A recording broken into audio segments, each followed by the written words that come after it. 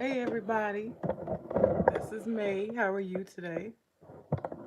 All right, good, good, good. I'm about to get started on my lunch. About to get started on my lunch. Listen, I'm right here. Like I'm on camera. I'm not hiding from anybody. All right, let me get started. All right, I'm about to cook. I'm about to cook. Well, I'm about to prep. I'm about to prep. How y'all doing today? How your mama doing? How you doing? How your mama doing? All right, this is my. Well, you know what? Let me fix this because I know that I tend to have calls, and I don't want any calls today.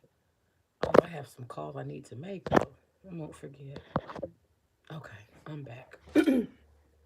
All right, so I'm about to make myself some chicken salad. I have to go out into the garden. I don't know. I might do that later. I have to go out to the garden. I might do that later. I got some chopping and trimming to do. Um, I'm excited because my husband is on the journey of his life. He's on the journey of a lifetime. He's having a good time. They're getting out, seeing some new shit, doing some more shit. Okay, let me wipe the stove again. I wiped it last night. I did something else over there since then. But anyway, um, this stream is just straight up and straight down. It's not gonna be a very, very long stream. Probably about an hour. Just chilling for the most part. But this series I'm doing, I'm excited about. I'm excited about this series I'm doing. Okay. I'm excited about this series I'm doing. This series is about marriage and the purpose of marriage. Well, this particular stream here is about the purpose of marriage. So I'm just going to go through it. So what I did is I previewed a short PBS video. The short PBS video, that one is about a short PBS video. That one is about the history of marriage.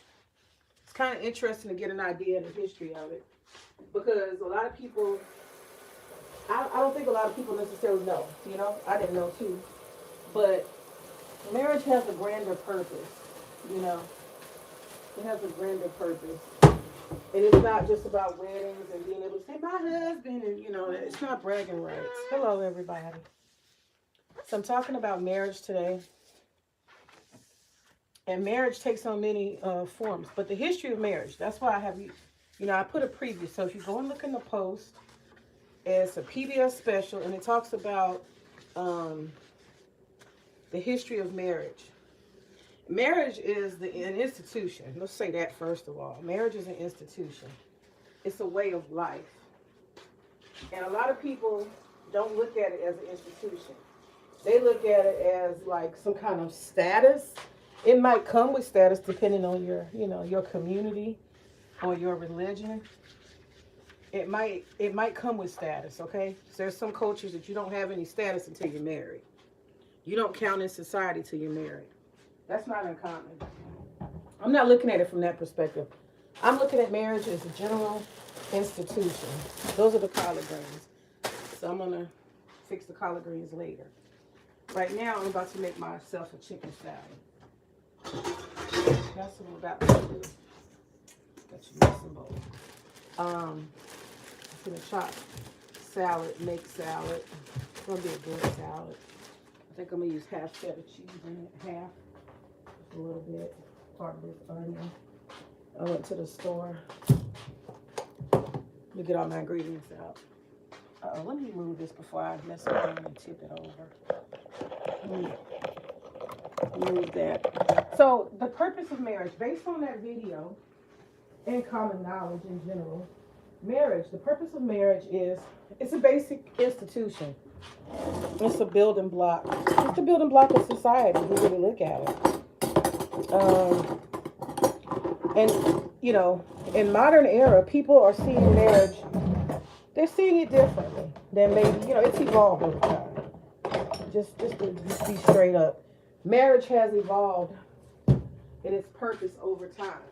But the one thing I can say that has been consistent about marriage is that it is and it has always been an institution and the basic building block of society. There's all societies are built on marriages, and marriages are the basic building block of family life. As I said, things have evolved now. You have people who say that family looks different, like you're still a family if you have,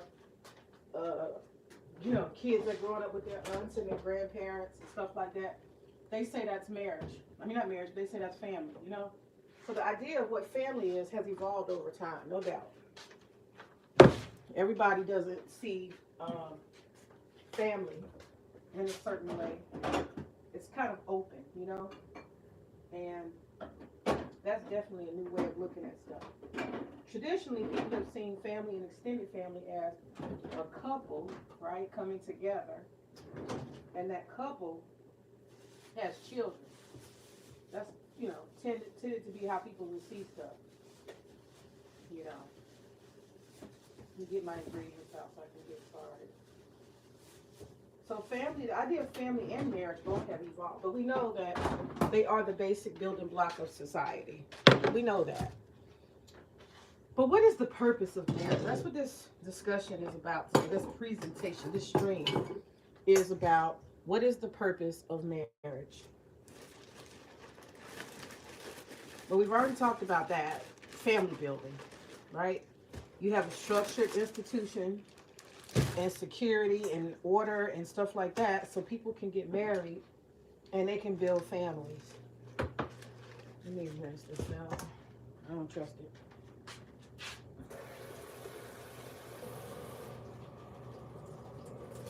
So people build families from marriages. And a lot of religious groups and a lot of cultures, they believe that's the only way you should build a family. As I said, things have evolved, to each his own. But that was that has been one of the purposes of marriage, right? To be a basic family building, institution. Now, if we go back in time, historically, marriage has always been, or had been, I should say,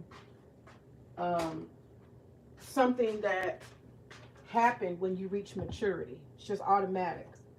You get to a certain age, you start a life of your own, you get married, and you build your own family. It's like a rites of passage. It's a stage of your life. Marriage has been a stage of your life historically. And in some cultures, you get married historically, I'm talking about old stuff.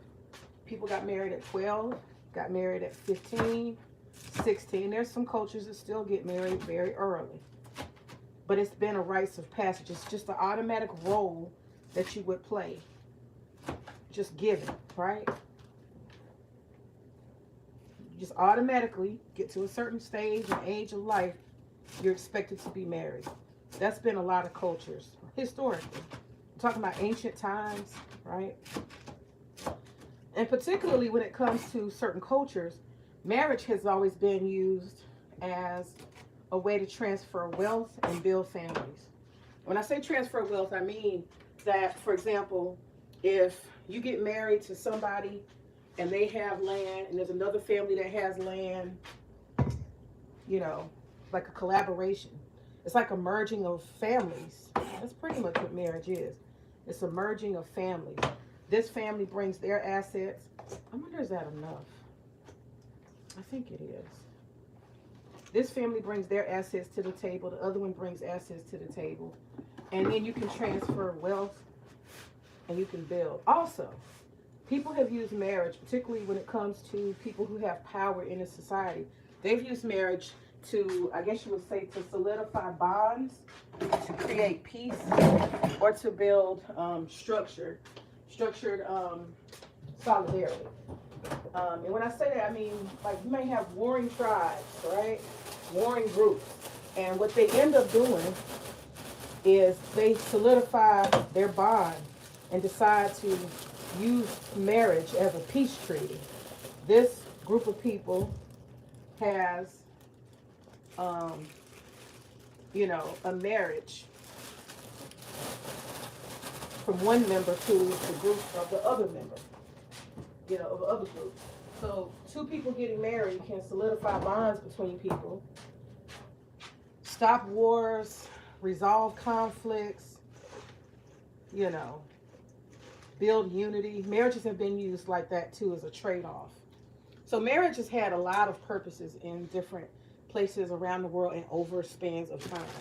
Okay, I can put this up. How many should I do another one? I think that's enough. Okay, so there we go. We've got the lettuce going. That's the basic salad. So there's basic salad and spinach. Let me put some fingers in here. I'm gonna make a chicken salad for myself.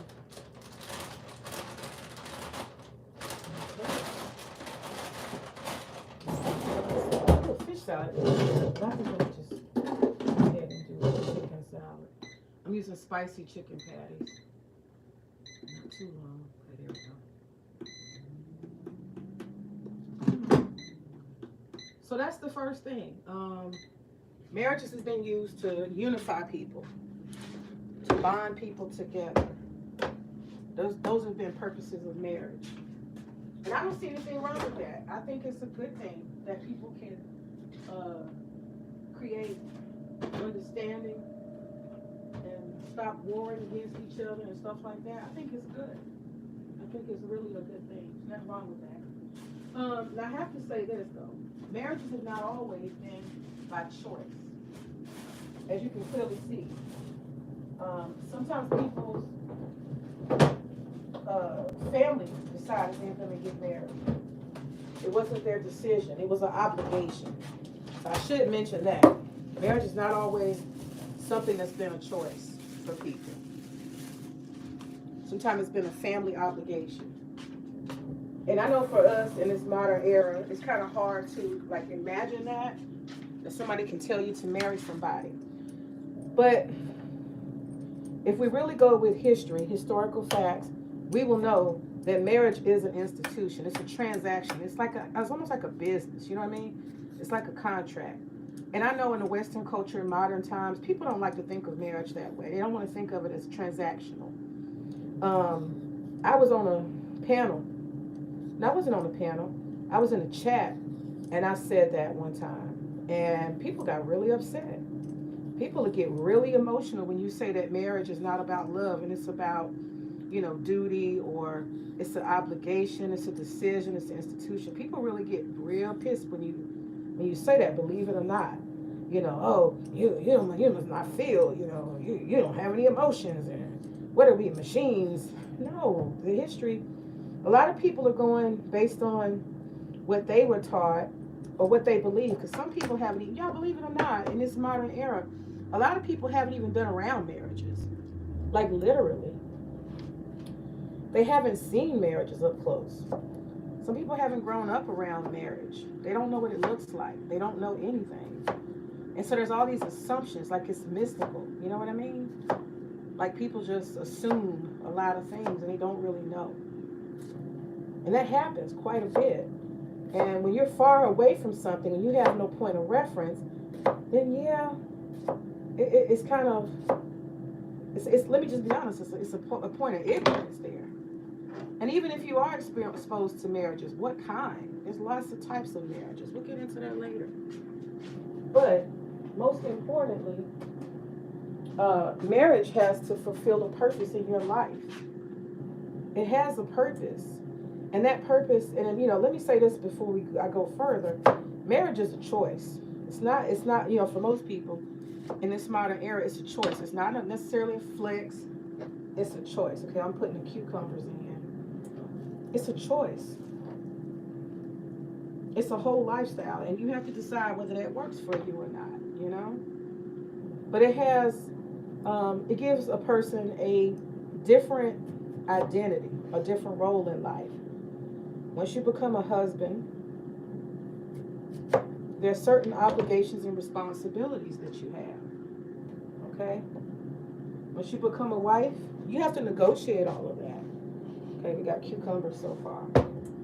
You have to negotiate all of that. That's up to you to negotiate, you know. Based on your culture and your religion, you'll negotiate what your marriage looks like.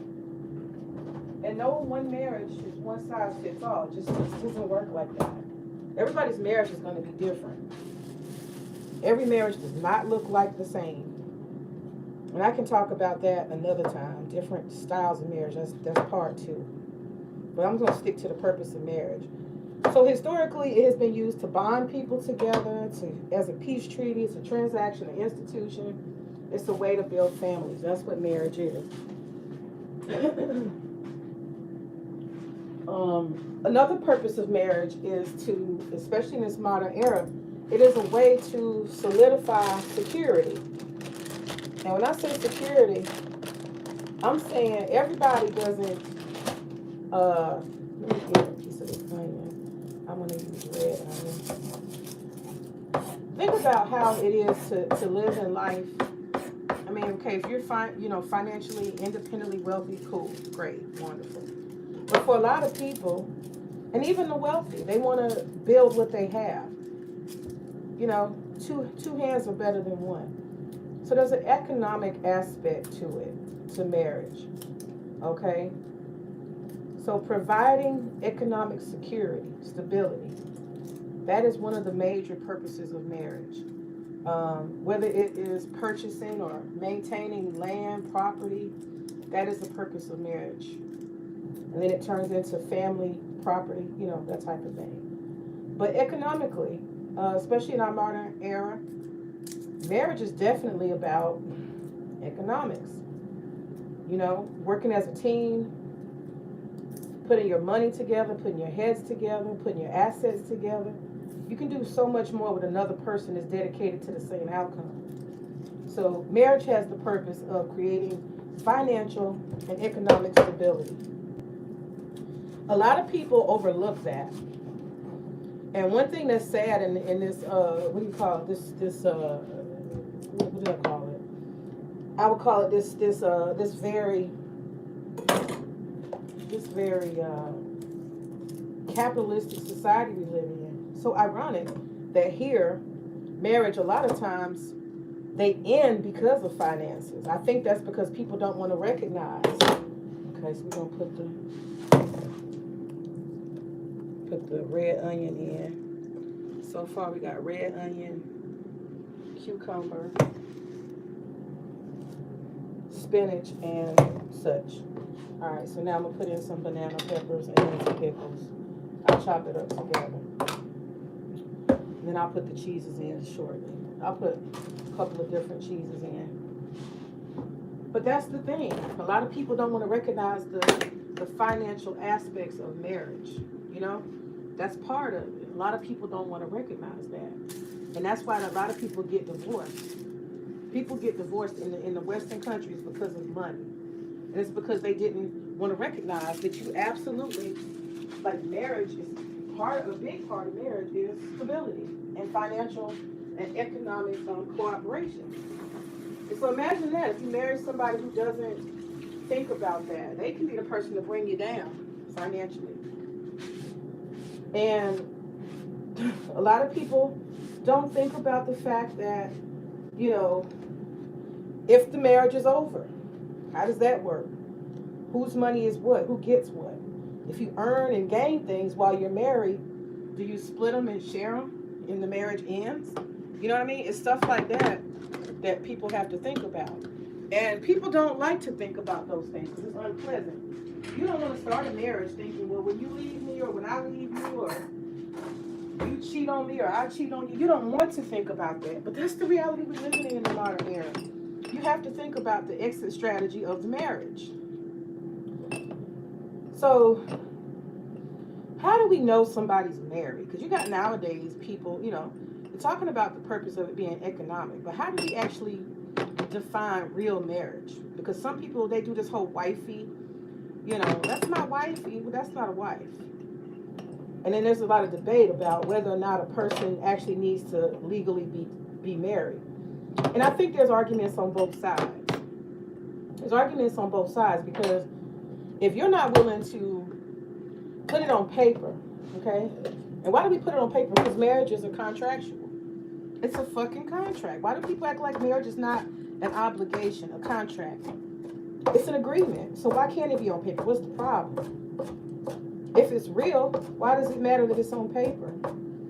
And why don't people think there's anything? I mean, would you go into business with somebody and you don't have any contracts, any agreements? Would you go into business?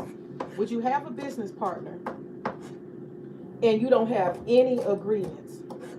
Nothing agreed to, nothing final or official. Would you do that with a business? No, you wouldn't. So it only makes sense.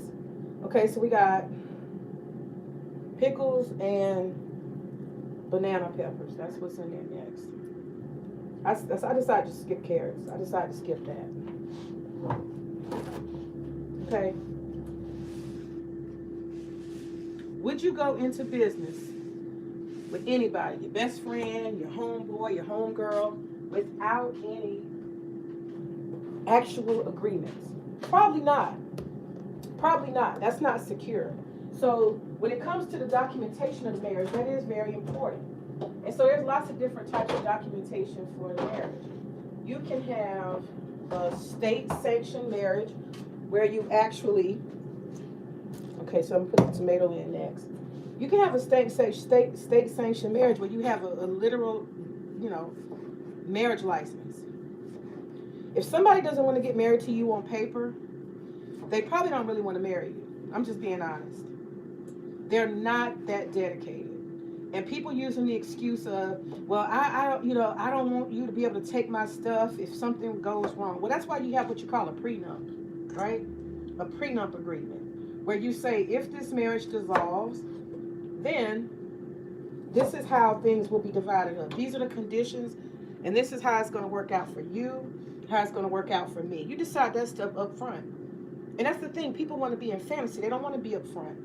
They want to pretend, I'm so in love. This will never end. I don't want to talk about that. That's silly.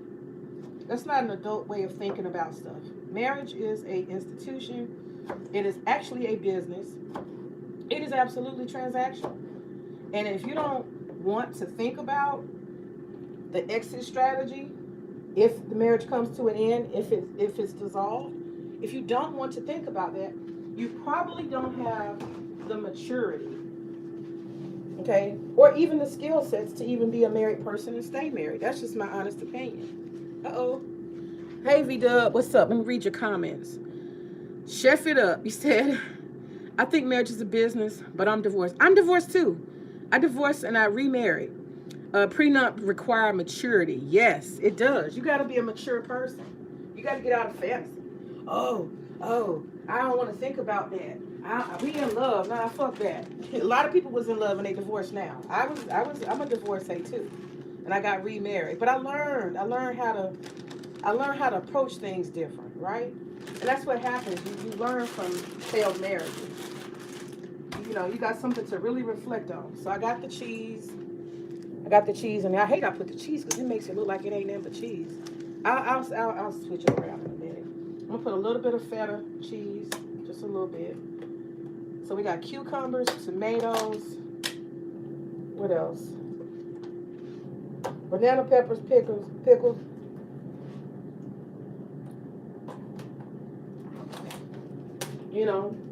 And I personally don't feel like a failed marriage is like the worst thing in the world. Some people judge it. In a lot of cultures, oh, you're a piece of shit. You weren't able to stay married. You failed, Hey, life is what it is. It is what it is, goddamn. It is what it fucking is. I'm a divorcee, but I remarried. I divorced at a very young age. I got married at 17, and I ended up divorced by 21. Because I grew up. I was so young. I grew up. And when I grew up, I started seeing the world different, and that's okay. I learned. All right, so we're gonna put a little bit of Parmesan, shaved Parmesan cheese in here. I'm putting a little bit of each cheese. I don't want to put too much, right? All right, so we got the salad done. I'm gonna stir it up and mix it up. And then I'm gonna get started on these collard greens. Stir up this salad and move it this way. So that's the thing about marriage. It's a business, and people need to treat it like a business. Why do y'all think that we have such a high divorce rate in America, in the Western countries? Divorce rate is very high. It's like 50%, and I think it's because people come to it with all kind of fantasy and bullshit. They come to marriage with all kinds of fantasy and bullshit. They don't want to recognize you got to have a game plan. You got to think about how do you spend money? What kind of habits, what kind of lifestyle do you want to lead? A lot of people ain't thinking about stuff like that. They don't want to talk about it. Premaritally, you have to have a lot of discussions. How do you spend money? What are your habits? Don't listen to what people say. You got to analyze what people do. Is this somebody who's always in debt? They always buying more and biting off more than they can chew. Is that who you're dealing with? Well, they're going to bring that into the marriage. If you want a economic and financial stability, is that person that you want to be with, were they already financially stable and independent before you met them? Were they? Had they proven themselves capable, right, of taking care of themselves? Because if not, you're walking into a marriage where that person is bringing exactly who they've been all this time with them. People don't automatically change. They're not going to change. People are who they are. And so that's the thing, too. You can't write invisible contracts. And that's something I'm really big on, invisible contracts. I'm marrying you because I'm assuming that when we get together, you're going to get your financial self together. See, that's an invisible contract. That's the type of stuff you got to talk about ahead of time. I'm going to tell y'all my business. My husband, my current husband, he don't play the radio. He don't play with no bullshit, right? We came into our marriage knowing, our courtship was knowing that we were moving towards marriage. Not dating, not fucking around, not hoping and wishing. The fact that we're even talking to each other, this is going to result in a marriage. Or it won't. But the goal is a marriage. Period. Not moving in, not going to be wifey, not none of that. Okay? The goal is marriage. And if it's anything other than that, we can go our own way now. I'm looking for a husband and you're looking for a wife. We're clear. Okay? And so we had, in our courtship, we had to determine whether or not we really, really were a good fit for each other. And you do that through, conversations, natural bonding and stuff like that. And so my husband, he told me, he said, "Can I see your credit report?" I said, "Oh, you want to see my credit report?" He said, "Yeah." I said, "Okay." So I gave him my credit report and he gave me his. And my credit report, he was not impressed. He was not impressed. He said, "Okay, so you got these student loans." Okay. He wasn't judging. He just got to see what's real. See, that's the invisible contracts. We get together, you'll have your credit together. No, that doesn't work like that. That person had credit that wasn't that good when you met them. They're going to have that same credit when you're with them. Okay? And my husband, he took a pen and he wrote some things down, highlighted some stuff, and he was like, "This right here, you need to take care of." He said that while we were dating, like while we were in a courtship. These couple of things right here, you need to take care of. And he's like, we'll talk about these student loans later. But he was very skeptical, very cautious, and he was talking to me about my credit report. That shit matters. You got to ask a motherfucker why you think you can do X, Y, and Z. How did you get X, Y, and Z on your credit? What's that about? Because, see, you don't want to come into stuff not knowing. And I'm not being mean, but child support. All these folks, you got 3 different children. You need to find out, are people on child support, male or female? Are you on child support? Because you're bringing that to the relationship. That might not be the person for you. I'm just saying. You got to pay out $1,000 a month in child support. Do I want to sign up for that shit? Do I? You got 3, 4 children you got to take care of. Do I want to sign up for that? This is important shit to think about. Marriage is about finances. Marriage is a business. This person is coming You thinking they're gonna be an asset, they might be a damn downfall. I'm just saying. Okay, so all right, so we have the chicken salad, and that's the final salad. Everything's kind of mixed in, but it's in the bowl. I'm gonna sit and eat this for a couple of minutes while I'm talking, because I'm hungry. It's 1 o'clock and I ain't eaten nothing yet. But think about that.